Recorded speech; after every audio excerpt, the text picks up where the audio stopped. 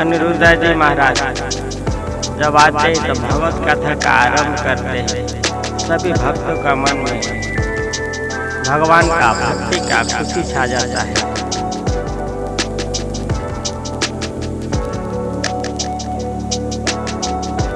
कैले अनिरुद्धा जी महाराज कैले भगवत कथा का पाठ। कैले अनिरुद्धा जी महाराज कैले भगवत कथा के पाठ।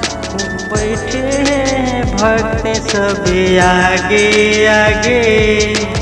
बैठे हैं भक्त सभी आगे आगे। देखते हैं कि भगवान का भक्ति में कौन आगे बोलते हैं। बोलो राधे राधे, बोलो राधे राधे, बोलो राधे राधे, बोलो राधे राधे, बोलो राधे राधे, बोलो Radhe Radhe. You are listening to BMB music, but singer by Bipin Vidhata.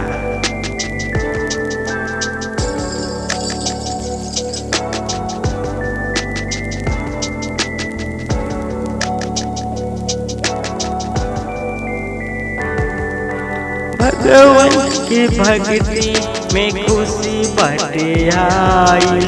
दूर दूर दूर से भगतन बाई। भगवान के खुशी में दूर दूर से भगतन बाई।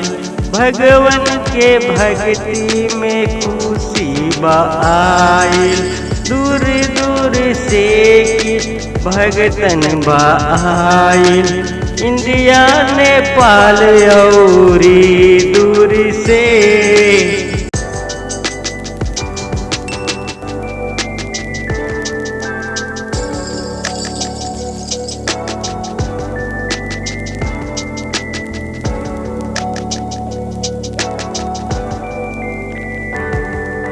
भगवान के भक्ति में खुशी बाई। भक्त सबे आकी दूर दूर से बाई।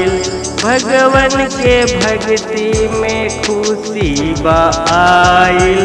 इंडिया नेपाल से भक्त बाई। बैठल ही बाड़े की आगे आगे। देखते हैं कि कौन आगे बोलते हैं।